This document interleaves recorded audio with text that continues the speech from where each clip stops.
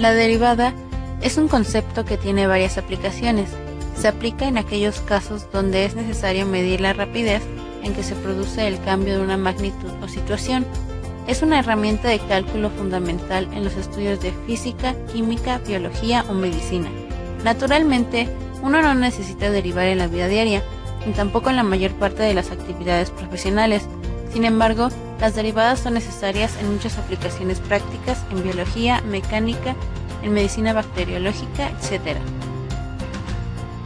El concepto de derivada es fundamental para comprender y derivar fórmulas que luego tienen una aplicación importante en la ciencia en general.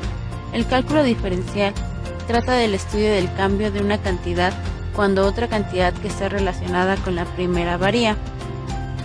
Las derivadas se utilizan para optimizar sistemas que se expresan mediante funciones. Otra de sus aplicaciones es hallar los valores máximos o mínimos de ciertas expresiones. Otra es hallar intervalos de crecimiento o decrecimiento de valores de interés, siempre que se puedan representar mediante funciones naturalmente. Derivadas en epidemiología. Gracias a las derivadas podemos tener modelos matemáticos para enfermedades infecciosas y predecir el día cuando habrá más enfermos, así como calcular cuántos enfermos hay en el momento.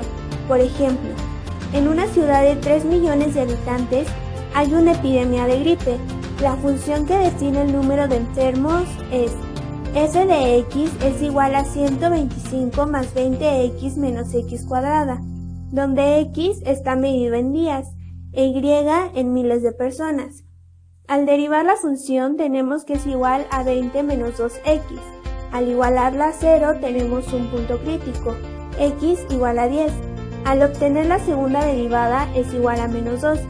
Y al evaluar las raíces de la primera derivada en la segunda derivada, obtenemos igual a menos 2.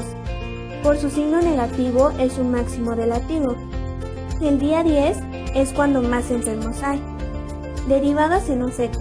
La estatura del feto a lo largo del embarazo viene dado por una función de cambio, donde se miden las semanas y los centímetros que el feto crece. La longitud de un feto a lo largo del embarazo viene dada por la función f de x es igual a x cuadrada entre 10 menos x cúbica entre 600. Esta función nos permite predecir cuánto medirá el feto en la semana 40 y decirnos en qué momento es cuando el feto crece más rápidamente. Cuando x es igual a 40, el feto medirá 53.33 centímetros. Al derivar la función tenemos que es igual a x entre 5 menos x cuadrada entre 200. Al igualar la segunda derivada a 0, tenemos que x es igual a 20 semanas. Al obtener una tercera derivada tenemos que es igual a menos 1 entre 100. Por su signo negativo es un máximo relativo. Derivadas en la presión arterial. En este campo la aplicación de las derivadas se puede observar en las formas de las ondas en la medición de la presión arterial.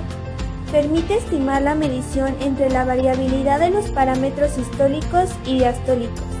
Para la presión en las arterias podríamos también hacer el uso de las derivadas. Para hacer uso de estas ocupamos la función derivada de la presión entre derivada del tiempo es igual a derivada de la presión entre derivada del tiempo, donde P nos representa la presión isovolumétrica sistólica.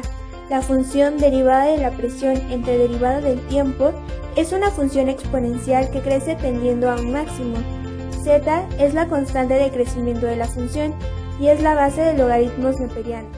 De igual forma que la presión y su derivada tienden hacia un mínimo negativo, es decir, que la velocidad de descompresión de volumen de sangre interventricular residual tiende a un máximo, respondiendo a la ecuación menos derivada de la presión entre derivada del tiempo es igual a menos derivada de la presión entre derivada del tiempo.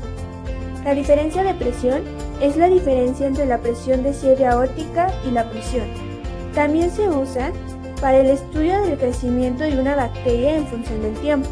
Se utilizan en el proceso de osificación, donde se estudia el crecimiento y alargamiento de los huesos, y también para conocer el crecimiento de células sanguíneas anormales que pueden generar leucemia.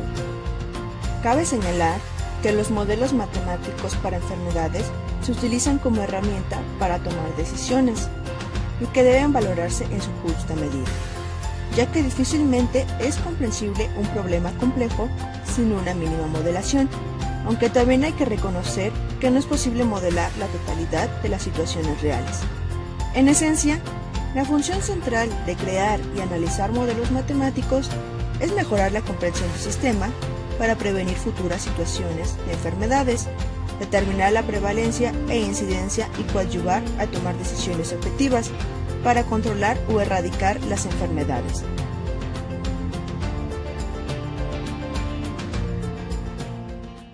Created using Powtoon.